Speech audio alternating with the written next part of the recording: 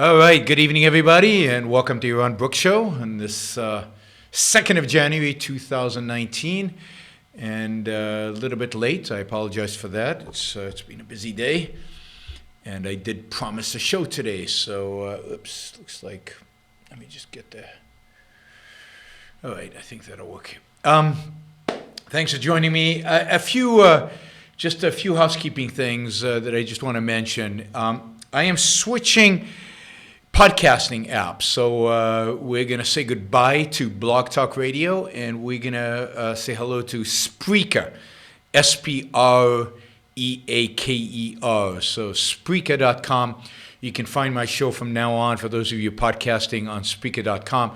Of course, it'll also appear on all the podcasting apps. So those of you who get it from iTunes or anything like that, no need to change anything. You will get it as usual. There will be no change.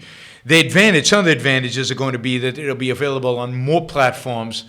Sound quality should be better. I'm curious to find out from you guys who listen to the podcast rather than watch it on YouTube. Actually, 3 times more people listen than watch. What you think of the sound quality, and if the sound quality indeed has improved. Also, there is now an app, a Yaron Brook show app. You can get it for Android. It'll be available for the iPhone soon, for iOS soon. But it will be available. It is already available on, I guess, wherever you get apps for the Android phones. I have no idea because I'm not in that ecosystem. And all the shows, all past shows, or at least 300 or so of the past shows, or the 500 or so shows that we put up online. On the app, new shows are going to be loaded up to that app. And so you'll be able to listen anywhere, anytime on the new Yaron Brook Show app. So Spreaker.com is, if you want to listen off of the source, it'll go up everywhere. They're also going to now be additional services that'll carry the show. I'll give you more information of that as we move forward, as I get more information about where you can listen to the show on a regular basis. So we're trying to broaden what we're doing. I've always said we're going to keep working on this to get it on more platforms, more places, and of course, very soon it'll be on the iPhone in an app, a Yaron Brook Show app for the iPhone. So lots of, I guess, exciting things. I don't know. You guys tell me. Hopefully it's useful for all of you. Of course, most of you listening right now are listening live on YouTube or on Facebook, and it's less relevant for you. Okay. Now, Lottie says, don't change the way you speak because this is authentic when you get angry and yell. All right, I'm probably not going to change the way I speak, so I wouldn't worry about that. Too old to change the way I speak. All right, William just bought the Romantic Manifesto. Excellent. It's one of my favorites, and it's content you've never really thought about. We all think about politics. We all think about some of these issues. Art is something most of us never think about, so this is exciting. All right, I want to start by talking about the government shutdown today. I figure we'll just go over some highlights from the news today, and really start with what's in the headlines of all the news sources right now. I guess the Democrats met with Trump today, and to discuss the government shutdown. We'll talk about that. Of course, I'll answer Super Chat questions if you have any. I love the Super Chat feature. It both provides revenue and an opportunity for you to ask questions and for me to kind of mix up the show with a variety of different topics. So I want to talk about the shutdown. We'll talk a little bit about some other stuff going on with Trump. Yes, this is going to be a very anti-Trump show, as every show of mine is. If you don't like anti-Trump shows, don't listen. And I also want to talk about what's going on with Patreon. Particularly, I want to focus today on this issue with the payment processes with PayPal, MasterCard, and others, and the risk involved if corporate America gets co-opted behind these politically correct agenda items, and what can be done about it. Government shutdown. So the government shutdown is, I don't know if to laugh or to cry. It is so bizarrely entertaining, and at the same time stupid, and just mind-boggling in its stupidity. Think about it. And this goes for Republicans and Democrats, Trump and Pelosi and everybody, right? Think about it. We're talking about a U.S. budget for 2019 of $4.4 trillion. Now, no, trillion. That's 4.4 thousand billion. $4.4 thousand billion. That is the size of the U.S. of the budget, of the amount of money the federal government, just the federal government, not including state, local, all of the other government entities, just the size of the federal government is going to spend next year. $4.4 trillion. And Democrats don't want to spend $5 billion on a slice of a wall that is going to make exactly zero difference one way or another. Now, I'm all for cutting government spending. Cool. I'm all for doing that. But these are the Democrats. These are the Democrats who would like to spend several trillion more dollars on a variety of government programs, of a variety of other things. And we have a president who is willing to shut down the government. And again, I'm not against shutting down government. Good thing, less government is always good. I don't think anything crucial is going away because the government is shut down. But he's willing to shut down the government over a stupid piece of a wall. $5 billion does not buy you a wall. It does not buy you a wall across the entire border with Mexico. It is a fraction of a wall. It is part of a wall in some places.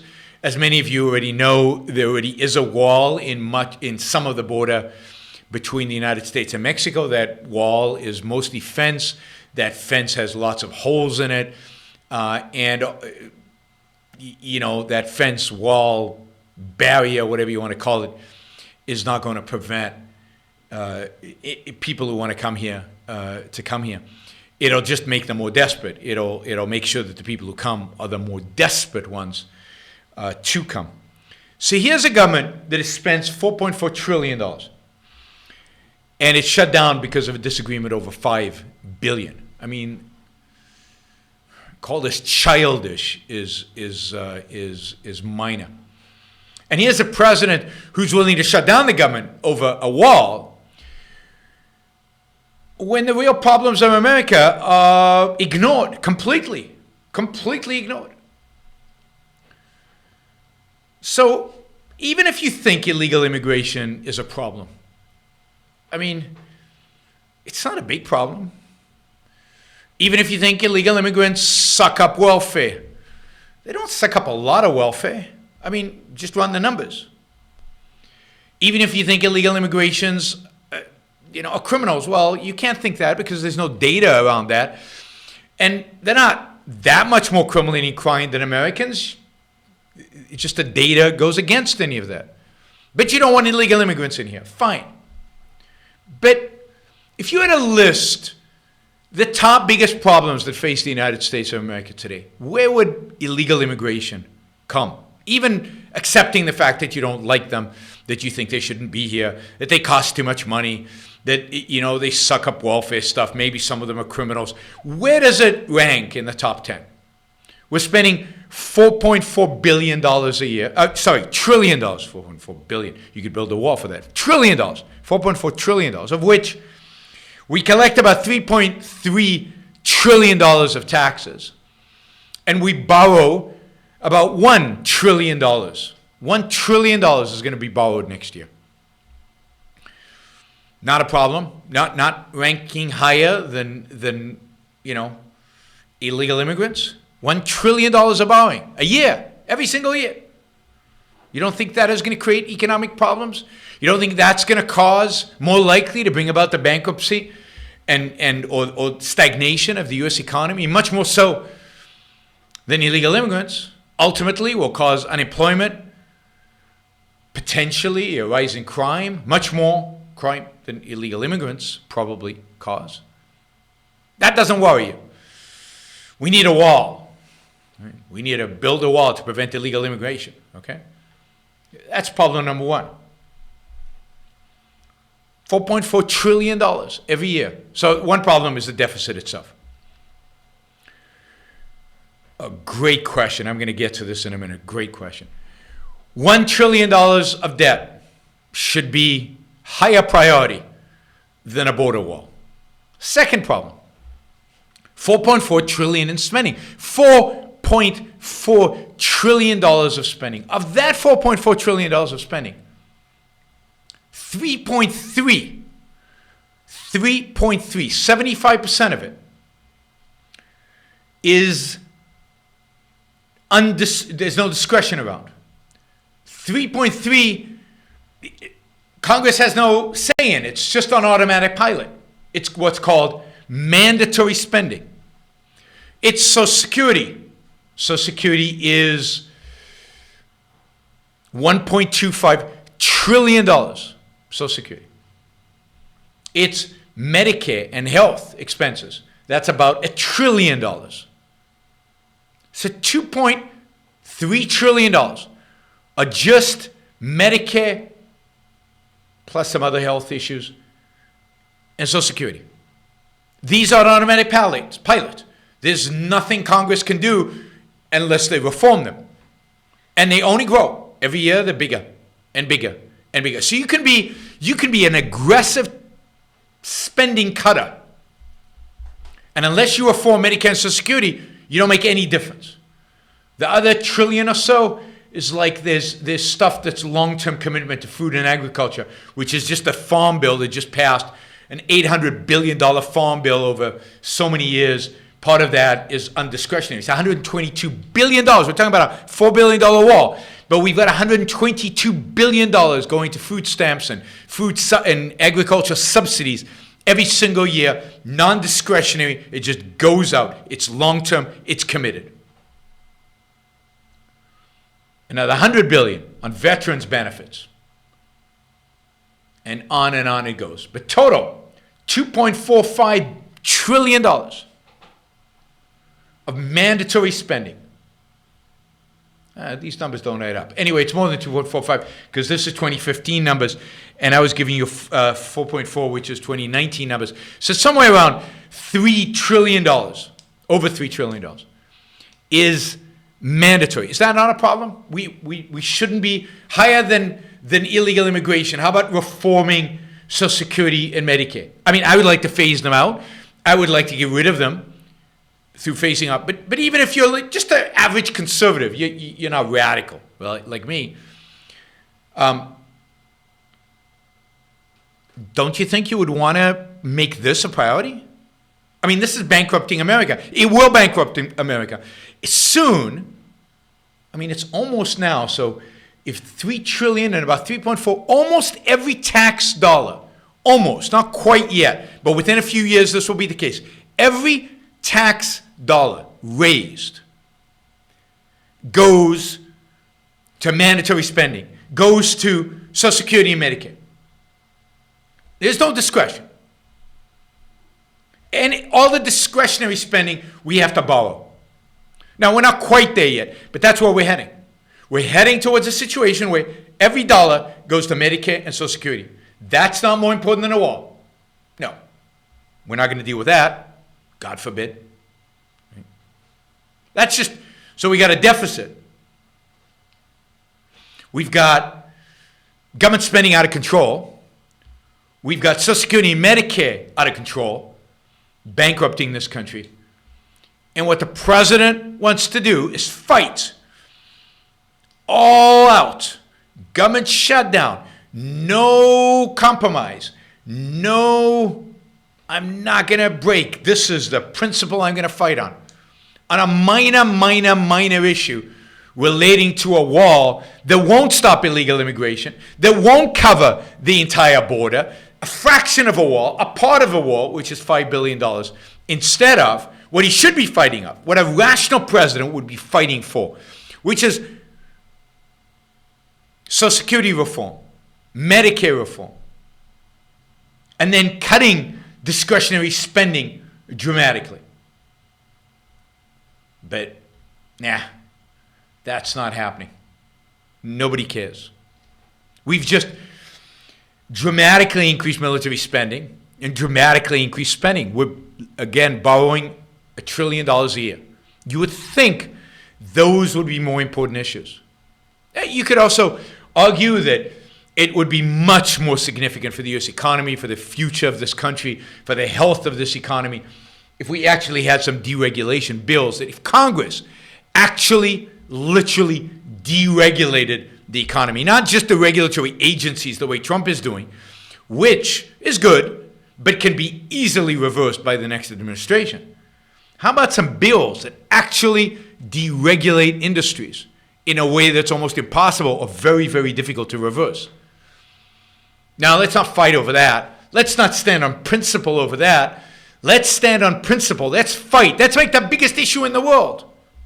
A stupid wall between the United States and Canada. Canada. No, that's the next wall. That's the next administration. And Mexico. Because we know the Mexicans are just minutes from invading this country. Now, Tobias asks a great question relating to government deficits. I mean, the U.S. government is unbelievably irresponsible in the way it handles its money. And Tobias asks, why is Denmark more fiscally responsible than USA? And this is true of all Scandinavian countries. Scandinavian countries are not running deficits. I think Denmark has got a fairly balanced budget. Or if it's running a deficit, it's a pretty small deficit. And this is true of all the Scandinavian countries. Now, it's true that Scandinavia actually went through a fiscal crisis, at least Sweden went through a fiscal crisis in 1994, when it had a big deficit and couldn't pay back its debt and had to restructure its government. And since then, it has actually shrunk government spending, literally shrunk government spending, not slowed the rate of growth, but shrunk government spending, deregulated, and freed up its economy. And Denmark has done much of that as well. Not anywhere near as much as it should. It's still far away from where it should be. But Denmark and Scandinavia are far more physically responsible, as is a country like Germany, than is the United States. And the question is, why? And there are probably a number of components to the why. Part of this is, in a sense, American arrogance. We're the biggest economy in the world. Hell, why not borrow $1 trillion? People are willing to lend it to us. The Chinese love to buy our debt. The Japanese love to buy our debt. So why not? It's cheap. By the way, you spend a big chunk of our spending is to pay interest on that debt, and that will only increase as interest rates rise, if they rise. But we in the United States, I think particularly these days, feel that we can get away with anything. We can spend as much as we want. We can print as much money as we want. We can lower interest rates to zero for as long as we want. We're America. We can spend without thinking about tomorrow. And indeed, I think it was yesterday, or the day I did the show about, maybe it was a couple of days ago, there I shut the door about Alexandria Cortez, the social democrat, where there are now economists who claim that debt doesn't matter, that you can print as much money as you want, you can issue as many treasuries, as many IOUs as you want, you never have to pay them back, and it doesn't matter one iota how much debt you issue. You're not going to cause inflation. The government can spend as much money as it wants. And this is the framework of the Democrats. They really believe you can spend as much money as you want, and it doesn't matter. And there are economists now who will back this up, justify it, claim that that's absolutely the case. I wouldn't even call them Keynesians, because Keynes would never say something as ridiculous, as stupid as this.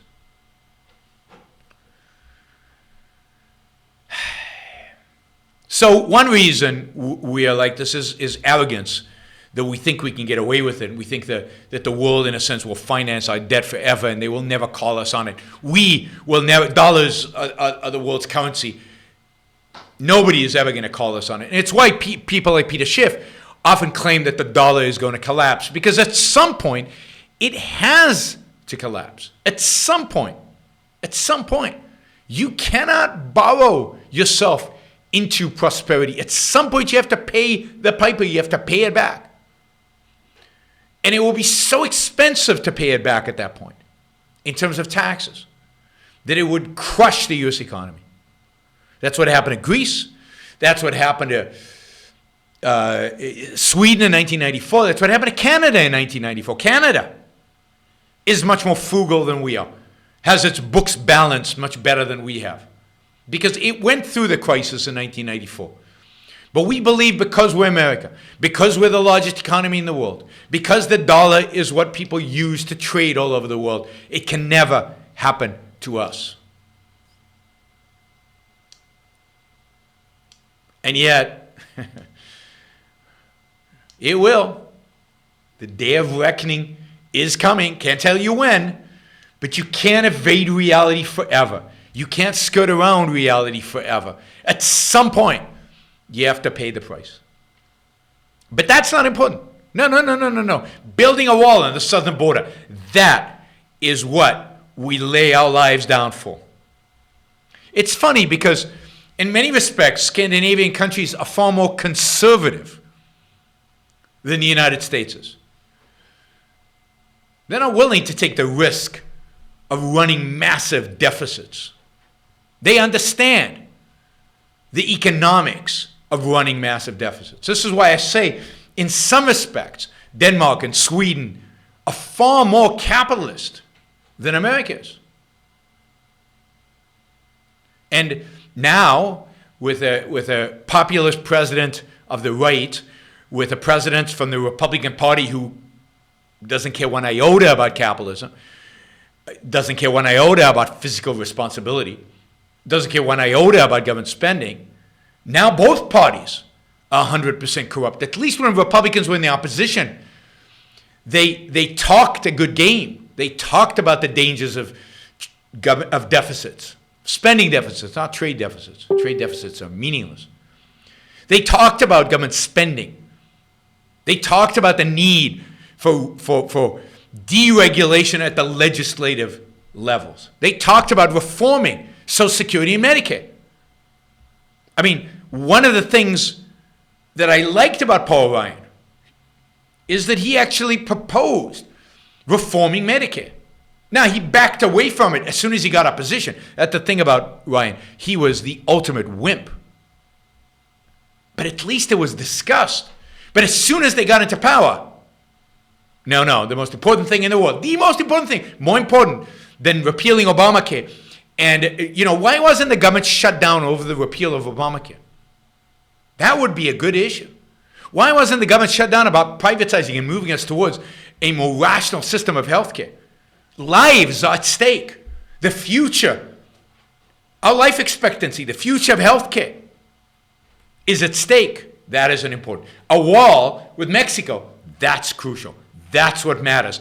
That's what we need to shut down the government for. Draw a line. Be principled. The only principle he knows is this stupid wall. Now, even if you don't think it's stupid, you cannot think it's the most important issue facing America today.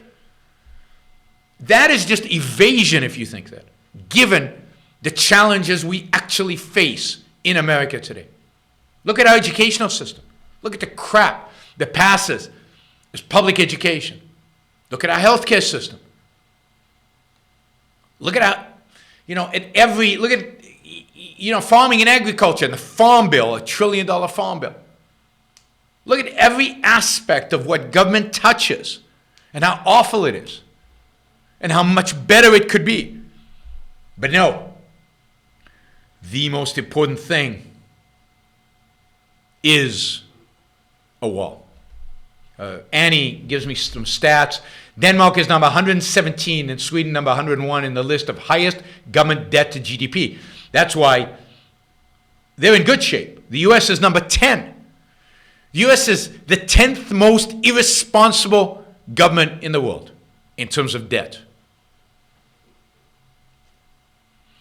Let me make a prediction here. The United States has gone from number, I think, 18 to number 6 in economic freedom index. It has risen under Obama. I know. It went to 18 under Obama. It was, I think, at around 10 before Obama. Then it went to 18. Then it went to 6, to a large extent, because Obama and Congress didn't cut government spending, but slowed the rate of growth of government spending during the last few years of the Obama administration. My prediction is that that under Trump, we're going to deteriorate again in economic freedom in the rankings because government spending is just out of control. In spite of the deregulation, in spite of the tax cuts, we might actually go down in the ranking of economic freedom because of government spending. So it just drives me nuts. Again, you can believe there's a wall is necessary and still think that there are 20 other issues more important that the government should be focused on, that a government shutdown is justified for, that fighting on principle is justified for. But no, again, the populism, the shallowness, the emotion-driven, a wall, that is what matters. Chris asks, is there a principle for why society should use money? You've said a few times you work because it's what you love and money isn't your primary motivator. I'd say Rourke was the same. Should that be the goal? Well, yeah, I think absolutely. You should love your work. And money is something you need. Money is important. Having significant amount of money makes your life better in a variety of different ways. I'm not anti-money at all. But the goal of one's work should be fulfillment. The goal of one's work should be to challenge yourself, to express yourself, to be a place where you can challenge and set goals and achieve something and change the world. See a way, even in a tiny little bit, in any way, even by writing code or by being a great street sweeper. You're changing the world. The streets are cleaner now. Whatever it is that you do, if you do it well, if you challenge yourself in it, if you push yourself, then that's the purpose of it. It's the gaining of that self-esteem and pride that comes from doing a job well done. And if you love your job, then that's just fantastic, because then you're having fun doing it. Not only are you achieving something, not only are you pushing yourself and challenging yourself, but you're having fun in the process, which is my case. And that should be the ultimate career-wise, is to do something you love to do. You're good at it, and you fully can embrace it. You can focus all your energy on it and enjoy what you're doing and make money. So the money isn't the goal in and of itself, but the money is important. The money is part of it. Partially, the money is a representation of the value you're creating. So it's a measure. How well am I doing? Oh, I got a raise. Other people realize that I'm doing well. Ooh, I made a lot of money this year. Ooh, I created a lot of value. This is why somebody like Bezos or Gates or anybody like that, they work. They work hard. They work long hours. They stress. And they don't take a zero salary. They keep making money. Why? Because the money is a representation of the values they're creating. And money is a way to keep track of the value you're creating. Because the fact is, when your stock goes down, when you're not making money, it means you've slipped. Something's wrong. When your boss comes and cuts your salary or fires you, or you go to a job where you get paid less, that's probably because you're less productive. You did something wrong. It's a signal that the marketplace is sending you to do something different, to fix whatever it is that's going on. So, money is important, but the value you get from work is greater. Now, is there a principle for why society should use money? Yes, we need a trade. Money is necessary for trade. and therefore is necessary for the establishment of value, and therefore necessary for the establishment of the value of your own productive effort. So you can't function without money. Society cannot function without a mechanism by which to trade. Money is a massive innovation. It's a huge innovation to facilitate more effective trade. Before money, we traded goods for goods, which is very cumbersome, very hard, very inefficient. Money is a new technology that increased efficiency of trade. Like Anthony asked, Yaron, what do you think of Brazil and Colombia invading Venezuela at the moment with U.S. help? I mean, I think they certainly have a right to do so. I think they have to consider whether it's in their rational self-interest to do so, because it'll be a fight. And you know, who are they going to install in place of these evil bastards who are running Venezuela? So if Brazil and Colombia can justify it in their own self-interest, I don't know, refugees are costing them a huge amount of money. The refugees create a security risk that they have to deal with. Maybe they're terrorists that are coming in together with these refugees. You know, they've always been terrorists affiliated with Venezuela, whether it's some of the terrorists that Colombia has fought, or whether it's Islamic terrorists who have been training in the jungles of Latin America. I don't know. You would have to figure out what the self-interest is, and yes, I think if they can establish that the self-interest justifies it, I think Brazil and Colombia going in there and getting rid of this regime and replacing it and then leaving quickly. That's the one lesson they should learn. You don't stick around. Get out of there quickly. You're not nation building. You're replacing the government of this corrupt, evil Maduro, and you're getting out. And it's not a bad idea. The question is there somebody to take over? Are the people who would take over do a better job? Do they have a plan? And, you know, Brazil and Colombia, do they have the kind of military capability to be able to do this at minimal casualties? You don't want to see Colombians and Brazilians dying. You know, how much of this is worth it? So I think a lot of things would have to play into it. You'd have to think about it. I'd have to be more, I have to know more about the costs to Brazil and Colombia of having this happen in Venezuela next door to them, to be able to say, is it in their self-interest? But if it is, absolutely, they should invade, and the U.S. should support it. I don't think help. I don't think the U.S. has to put Marines on the ground. I don't think the U.S.'s interests are consistent with that. But I do think moral support, military support, maybe some financial support, again, $4.4 trillion, this is peanuts, I think would be good and certainly would help the people of Venezuela, but potentially also help the people of Brazil and Colombia. Can I do a show on Elizabeth Warren and her attacks on capitalism? Yeah, I certainly will. I mean, you'll be hearing a lot about Elizabeth Warren in the days, months, years to come, given that she's running for president. And God forbid, she might even win. You know, we'll have lots of time to talk about Elizabeth Warren and my hatred of her and how much I despise her and how evil I think she really is. So there'll be lots of opportunities to talk about that. Kayako asks, in an objectivist society, there will be no government currency. That's right, no government currency in an objectivist society. The currency will be issued by banks, by financial institutions, backed by something. And, you know, it would be competitive currencies. The currency that won out, you know, depends on what the backing that is best. Yeah,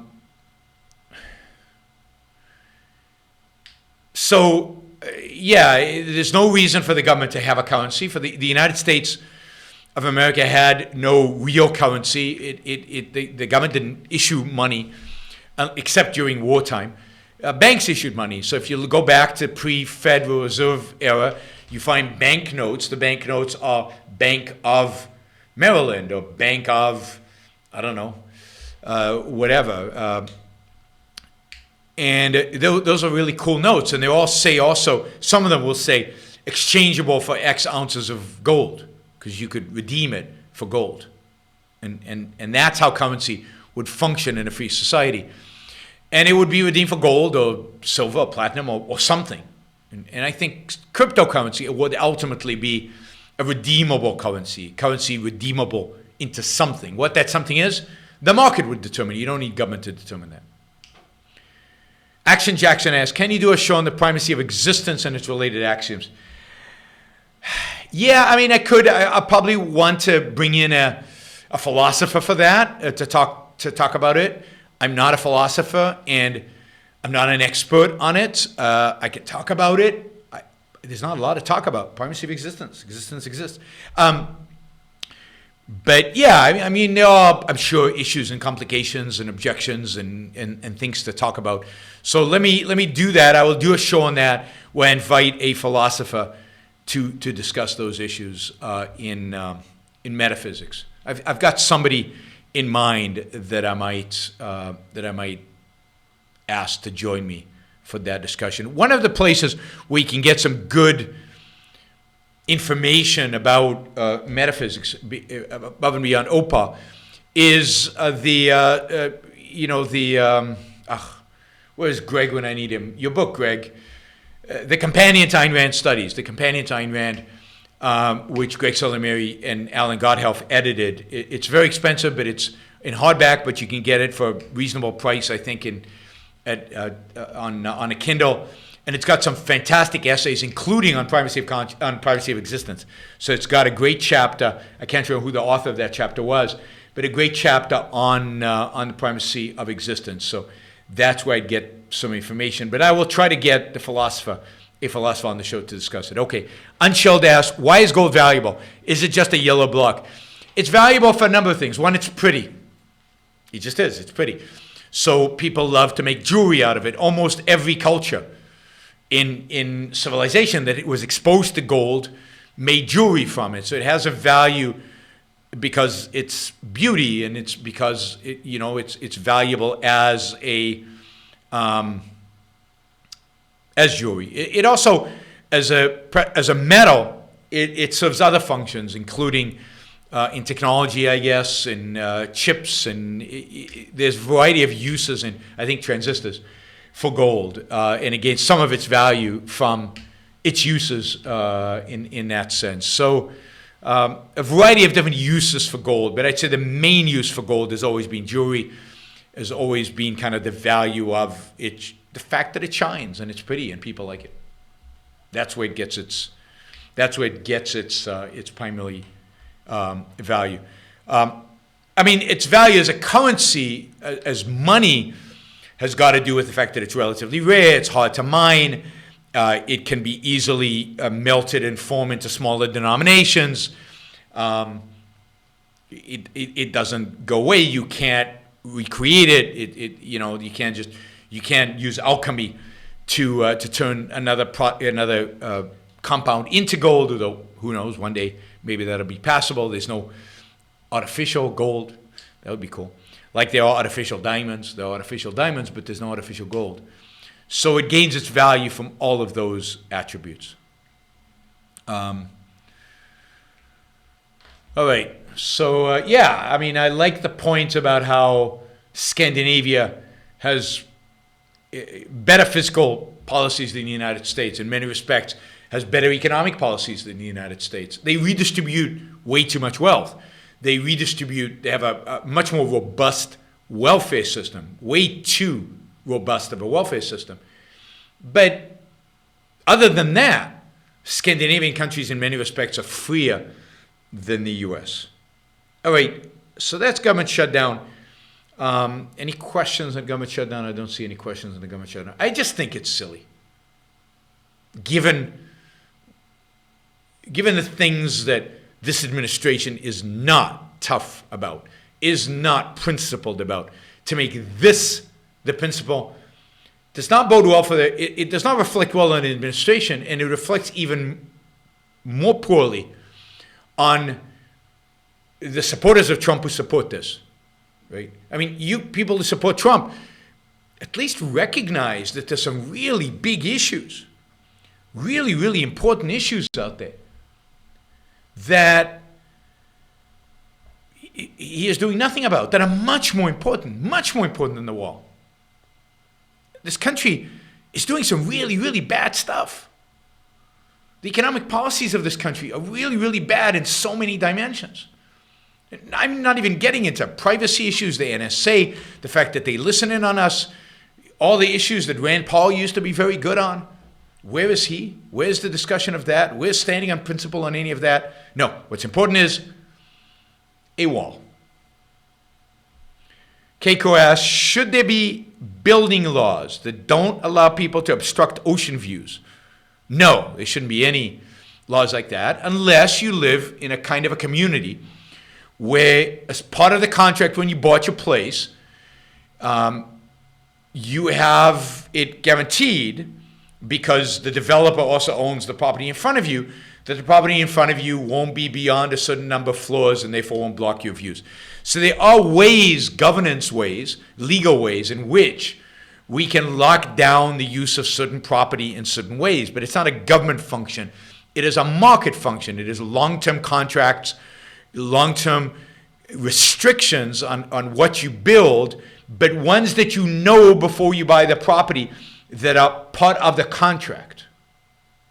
Right? Part of the contract. Also, how would the government handle noise complaints from people? Now, noise is a different issue. Noise is a real obstruction. Certain loud noises are clearly nuisance. They clearly are a violation of your space or your property rights. Some loud noise voices are like somebody slapping you in the face. Maybe not slapping you in the face in the sense of initiating force, but maybe bumping into you in a way that is violating your space.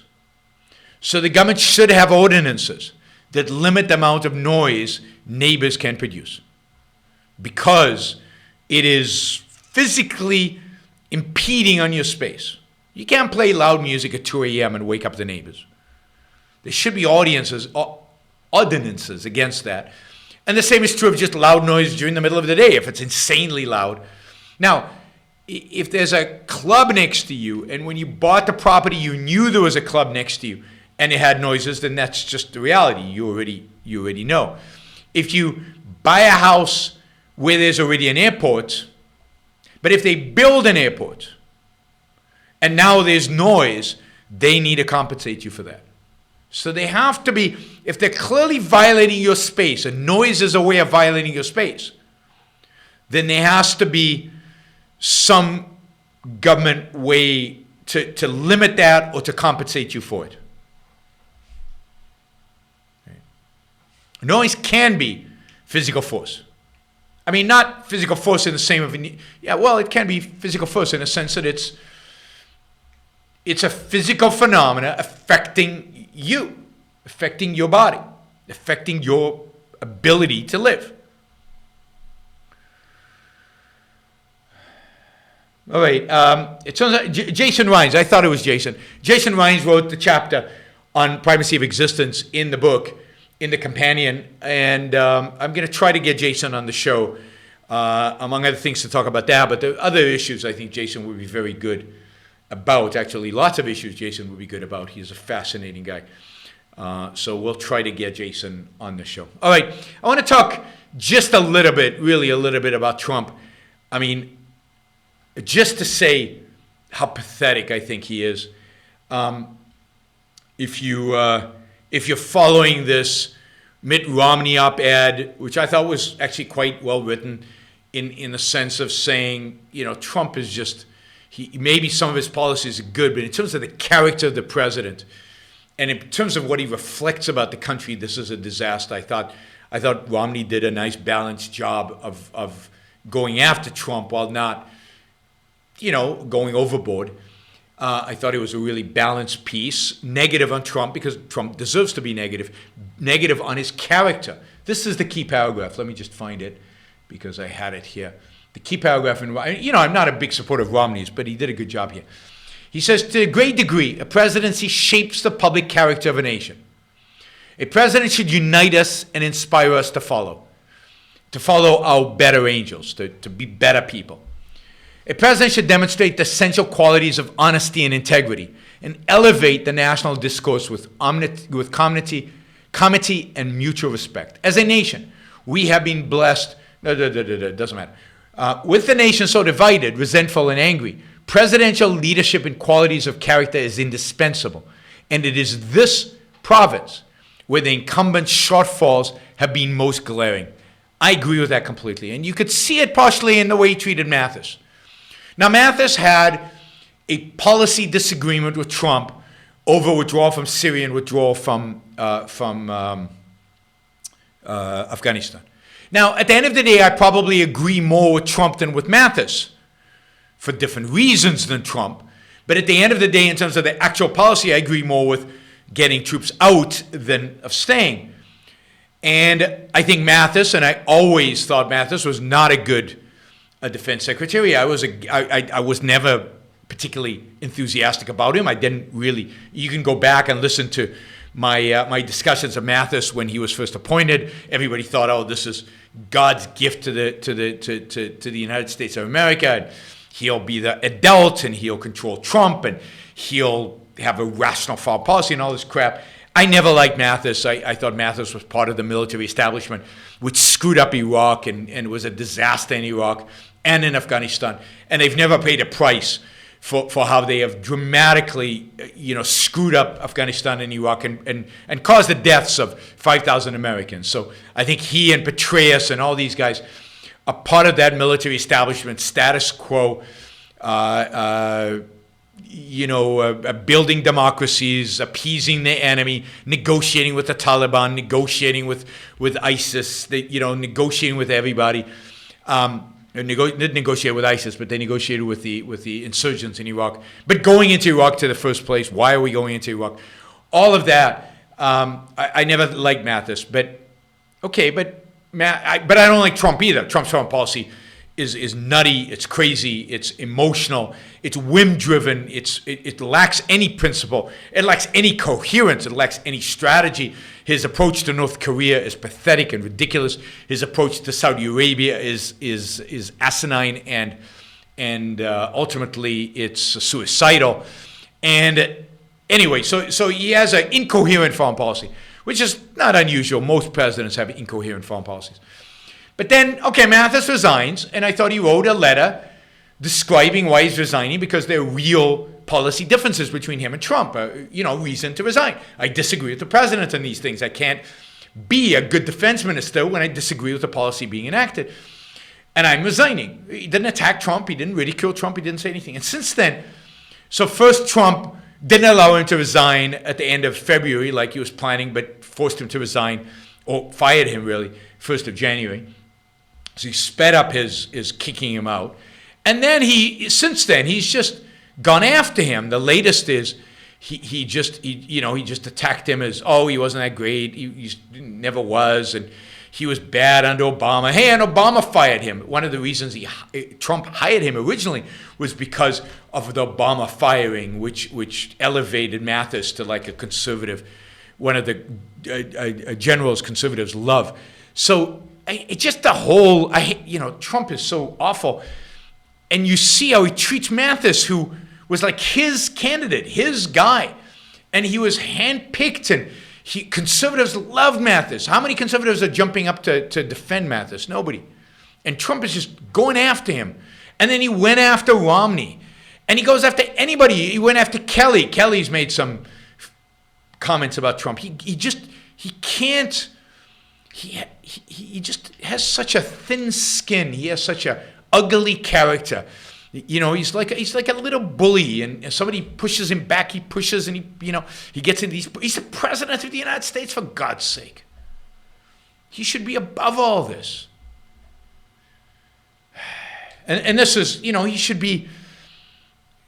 And I'm not even going to get into the lying and the lack of integrity, and just the ugliness of their personality is so crucial. It's so crucial to the future, and so horrific that this is the kind of president we have. Now, granted, Hillary wouldn't be any better, but this is a new low in many respects, this presidency, in terms of the character of the president. Okay, Dan asked, which in your opinion is more harmful, the economic growth of a country, economic policies that regulate industry, or redistributive, more harmful for economic growth? I'm a terrible reader, and your grammar, guys, is awful. Which, in your opinion, is more harmful for the economic growth of a country? Economic policies that regulate industries or redistribute welfare programs? Well, it depends on the degree, but generally I think regulation is more harmful. It's more unpredictable, it gives government more power, and it gives them more control over the productive levers of an economy. Imagine if what we said was, we're going to spend $1 trillion on welfare. We're going to tax you X amount of money to pay for that welfare. And other than that, we're going to leave you alone. Now, that would still be immoral. That would still be bad for the economy. You'd still be taking $1 trillion out of the economy and doing something unproductive with it. You'd still all kinds of moral problems and elsewhere. But from a purely economic perspective, you would be doing relatively little to disrupt the supply chain, to disrupt the economy, to disrupt markets, to disrupt innovation. I mean, you'd still be distorting the allocation of capital, but far less than regulatory policies that really get into the micromanaging of industries, of markets, of supply and demand, of the quality of products, the kind of products. So I think generally regulation is worse. And this is why, in spite of the fact that Scandinavian countries redistribute a lot, because they regulate less, their economies don't do that bad. The economies don't do that bad. Kaiko asks, what about a building spewing black smoke everywhere? Well, if you're inhaling that smoke, and therefore there is damage to you physically, then the emitter of the black smoke is liable for the damages. The same with noise, right? If the noise is happening and it's causing you distress, then you are liable for something. And the same with the smoke. Now, if the smoke is bad and recurring, the government could step in and say, no, this is causing harm to people. In a role in defending the individual rights of people, we are banning the emission of this smoke because it has been clearly proved in the court of law with scientific evidence that it causes harm. All right, let's see. So just want to talk about, just mention Trump's character, which is despicable, and that how it affects, it really does affect everything. And it just came up because I hate Trump, and I despise his character, and I've said it many, many times. He's a liar. He's just a complete and utter unmitigated pragmatist in the ugliest way possible. But because just in the last few days, every time I looked at the headlines, these were the headlines. It's about Trump being insulted by this person and lashing out, and being insulted by that person and lashing out. And it goes back to the campaign. It goes back to what's her name, the CEO of HP, and him calling her ugly, and just the childishness and this is the president of the United. Anyway, I've said it already. Bear Lin asks, is it actually possible to run a vote in the chat? How many of you guys actually ever tried out a Bitcoin wallet app? At least once. So I have not. I'm interested in trying it, but I have not yet done it. So if you know of a wallet where the transaction costs are low, because I actually will redeem all my cryptocurrency immediately into dollars. So if anybody can recommend a crypto wallet that has a low transaction cost, let me know, because that's what I'd like to use. But I do not have a wallet. Maybe other people can comment on whether there's a wallet, whether they've ever used a wallet, so that Bear Lin can have his vote. All right. What else did I wanted to talk about one other aspect of the Patreon discussion that I've talked a little bit about, but I think needs to be talked about a little bit, but just brought out a little bit more in depth. And I'm going to talk a lot about this. I think it's going to be a recurring theme to some extent as we move into the future here. But one aspect of the whole Patreon thing is the fact that it's turning out that, at least to some extent, it is the payment processors and the credit card companies that are placing pressure on companies like Patreon to stop supporting or stop allowing some people to raise money on their platforms. And, you could imagine the credit card processors doing this with Facebook and YouTube and a lot of places in which we transact money and put in our credit card with the assumption that the credit card company will treat us neutrally. Now, again, credit card companies like Patreon, like Facebook, want to prevent money laundering. Indeed, they're legally obliged to do that. But you would think, okay, as long as I'm not doing something illegal, I'm not funding terrorism, I'm not laundering money, credit card companies should be neutral in terms of what I'm buying. They shouldn't care. Again, as long as I'm not doing something illegal. And yet, it turns out that they do care. It sounds like MasterCard actually put pressure on Patreon to drop Robert Spencer. Not Robert Spencer is the Jihad Watch, is the expert on Islam. I've met Robert Spencer. I've done events with Robert Spencer. I mean, I don't agree with him on certain issues around Islam. I think he's a little too hysterical about Islam. But overall, not no Nazi here, not a communist, genocidal, crazy nut. Just a guy I happen to agree with on some stuff and disagree with on other stuff. And yet, because he's so anti-Islam, he has been dropped from Patreon because we hear, again, this is still at the basis of rumor, because MasterCard demanded he pulled off. Now that is scary. It really is scary. And the reason it's scary is that financial institutions are heavily regulated by the government. And financial institutions, particularly the big financial institutions, do stuff. It is hard to separate out what they are doing because they are commercial enterprise and the choices a private enterprise has to deal with whoever they want to deal, and our fight for their right to do what's consistent with their property rights. But you start blurring the lines with finance because finance is so heavily controlled and so heavily regulated and so heavily used by government. And in this context, for example, I was on a board of a private college, kind of a private university. And during the Obama administration, private colleges were clearly shunned. They were super regulated. All the regulations went against them, and they were hated by the education department. The education department basically wanted to destroy all private colleges in the U.S. And then there were memos coming out of the education department basically claiming this. And as part of this, the education department put pressure on the large banks not to have any dealings with private universities, private colleges. And our college got a letter from its bank, I can't remember which bank it was, maybe JP Morgan, maybe another bank, saying, we're not going to be dealing with you because you're in a contentious industry. Now that's scary.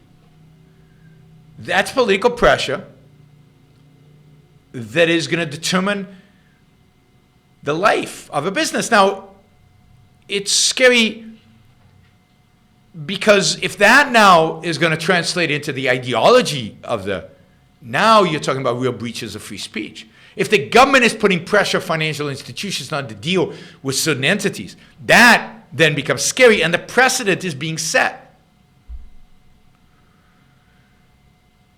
So free speech, again, is under massive attack, and I've said this before, there's no more important an issue than free speech, because if we can't argue, if we can't debate, if we can't speak, we can't change the world. We can't change the direction of this country. We can't stop the inevitable move towards serfdom, the inevitable drift towards slavery, towards authoritarianism.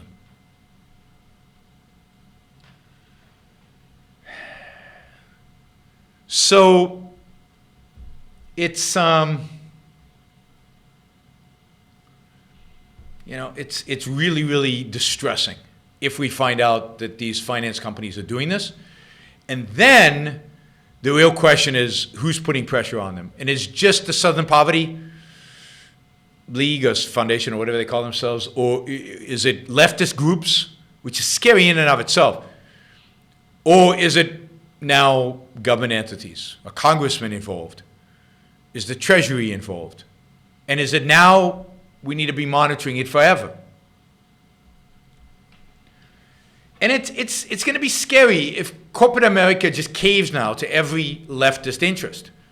Because what is going to be the right's response to that? The right's response to that will not be, it's private property. If you don't like what they're doing, start a competitor.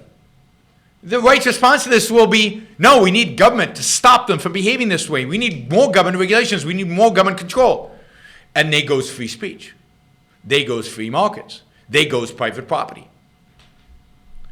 So any way you look at this, this is a losing scheme.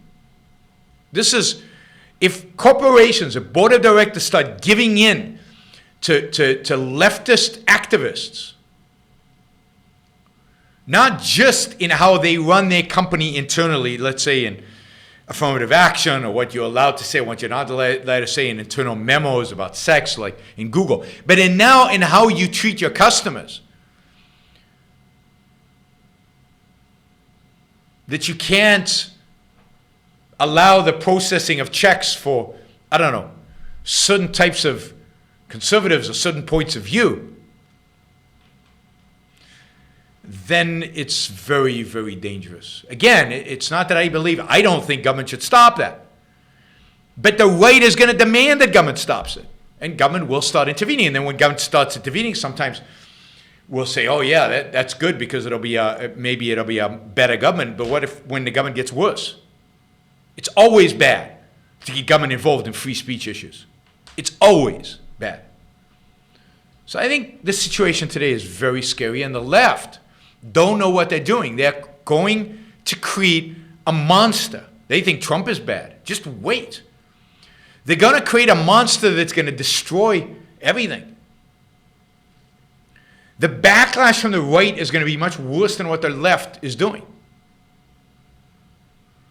I mean, they already got Trump as a backlash to what they've done.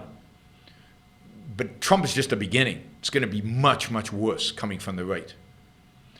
So I am very pessimistic this year in 2019 about where we're heading politically because I just don't see upsides.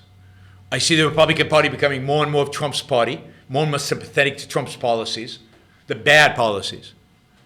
And what's the future in that? I also see a big chunk of the country turning away from Trump and therefore walking straight into the hands of the Democrats. And on the Democratic side, I see a greater radicalization. But it could be that in the 2020 elections, the country is going to be willing to vote for real progressive leftists just to avoid another 4 years of Trump. So in an Elizabeth Warren, Donald Trump vote, or Bernie Sanders, Elizabeth Warren, or whoever, the country might be more likely to vote for Elizabeth Warren, which I thought would never happen, because Donald Trump is president, and walk us into the worst type of left as possible.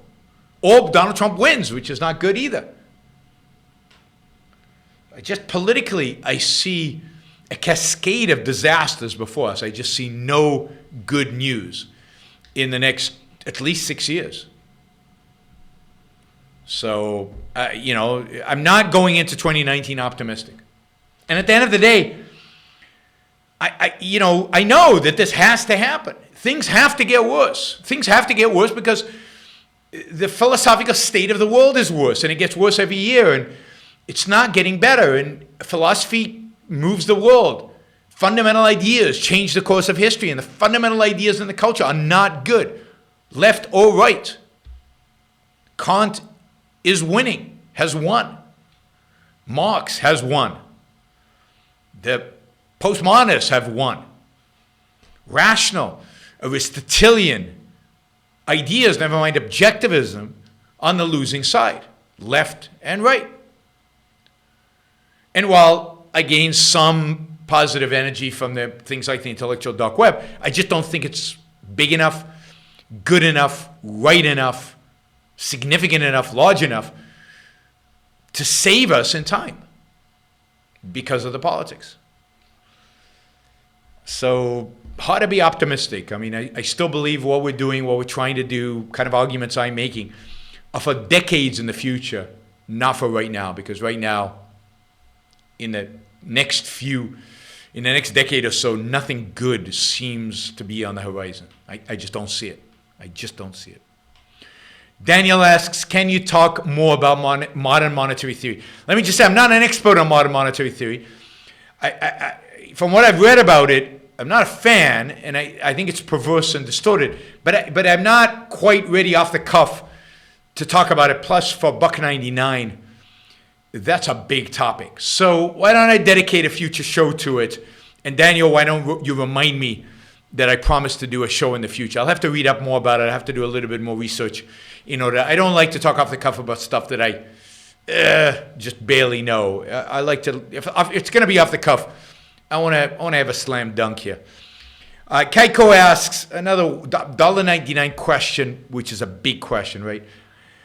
China air pollution has killed many, regulated. Well, what does it mean it killed many? It made people sick.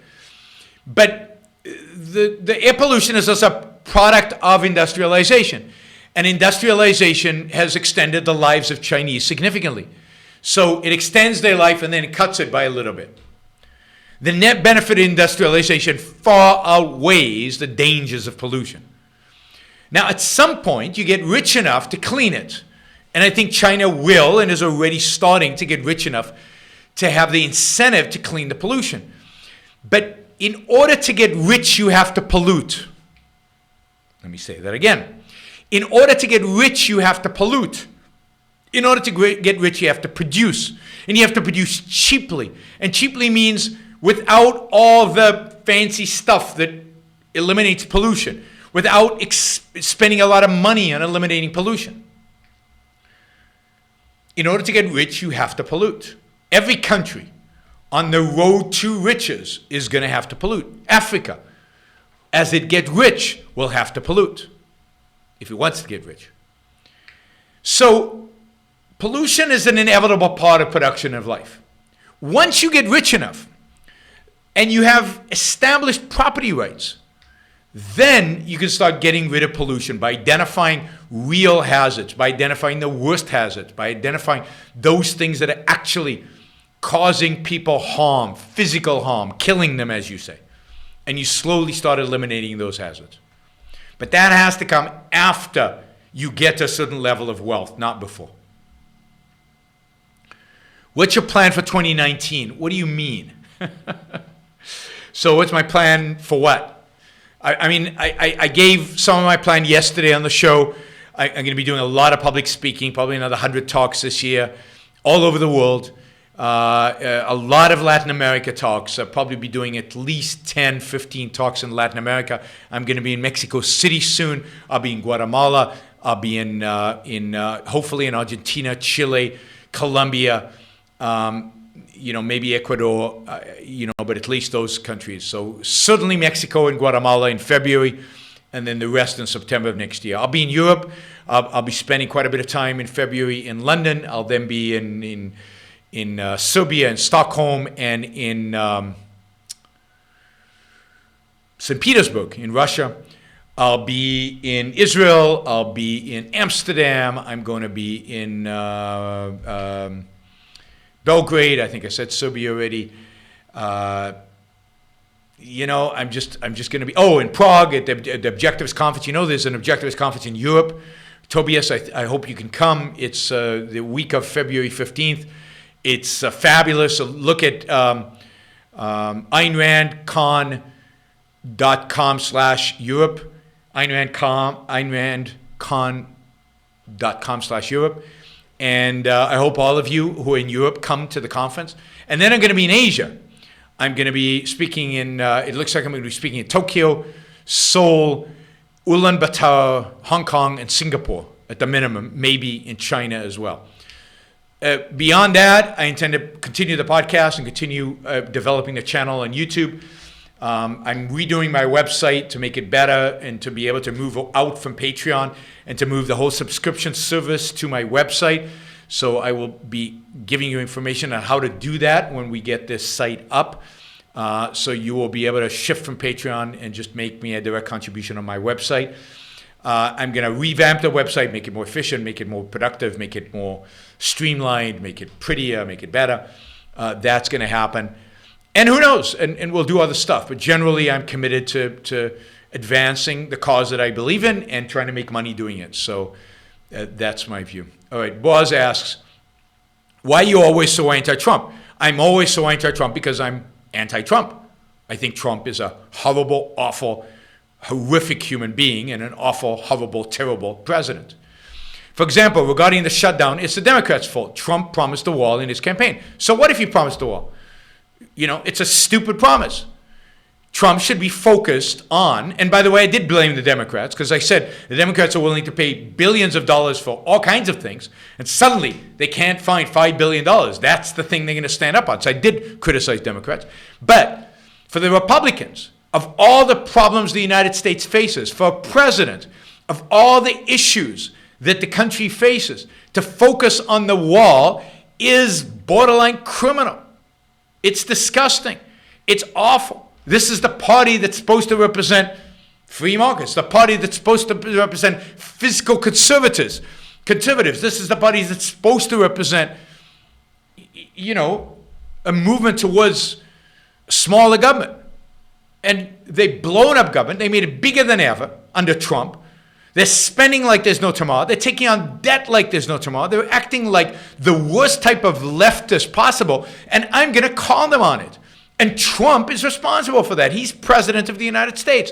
He didn't shut down the government over repealing Obamacare.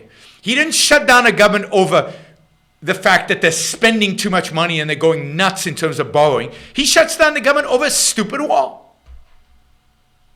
So I blame both of them. But Democrats, it's obvious they're bad guys, right? Democrats are bad. When it comes to economy, when it comes to fiscal responsibility, when it comes to economics, we know Democrats are bad. I blame them for the wall. Now, I don't mind the government shutdown. I think government shutdown is a good idea. But my job is not to blame what everybody knows. My job is to blame the people who are really responsible. And the people really responsible for the state of things in America are the right. Because they never stand on any principle except stupid ones, like the wall. They're supposed to be conservatives, which means fiscally conservative. No, they don't care about that. They care about brown people crossing the border. There's xenophobia, at least some of them, there's xenophobia way is more important to them than being physically conservative. Actually being responsible in terms of running the government. A wall to protect us from what? Nobody is invading. So, yeah, I'm anti-Trump. I can't stand the guy. He is terrible for America. I agree with Mitt Romney. Anybody of his kind of character should not be president. Now, I'm not saying there's a Democrat who I would support. There isn't. I'm just pointing out the horrible, awful, horrific state of American politics, where the people who claim to be conservatives and pro-smaller government are the biggest spenders in the world and don't care one iota about raking up trillion-dollar annual deficits and $20 trillion debt, placing the United States in the number 10 least responsible governments in the world in terms of fiscal responsibility. That's Republicans doing that, not Democrats. Of course Democrats would do it. Of course Democrats will do it.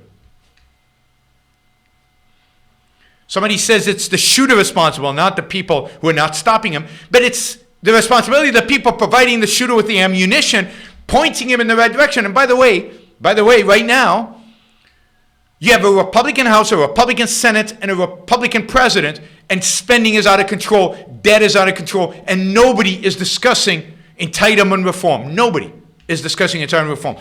The shooter there are Republicans, not Democrats. And in the case of the wall, the shooter is the president who is insisting on a policy that makes no sense given the state of the American economy. He should be focusing on growing the economy even more by cutting government spending. IRA versus IRA Roth. If you're young and you're going to be investing aggressively, go with a Roth IRA. Because you're going to save more money on the capital gains than you will, and an IRA you pay the taxes, you pay that later. IRA Roth, you don't pay the taxes. and because you save on the capital gains. Most of the growth is the capital gains. I think I've seen the numbers run, and it's better. Anyway, look, you're not going to get a positive view of Trump from me because there's nothing positive about Trump. There are particular policies I've stated, about 5 of them, that are good. All right, great. But he is bad. And Republicans right now are bad. Keiko says, sorry for the loan donations. I'm a high school student. I understand. Don't worry. I was not attacking you. I was not criticizing you for the low donations, just that you're asking sometimes big questions with low donations. But thank you for whatever you donate. I really, really, really appreciate it. So just sometimes it's a big question, and I have to spend a lot of time answering it. I appreciate every dollar you guys spend. I appreciate any contribution you make to the show, and the fact that you're asking questions, I appreciate, and the fact that you follow me. So thank you for that. And I know that some of you can't afford what you're spending, more than what you're spending right now on the show, and I really, really value that and appreciate that.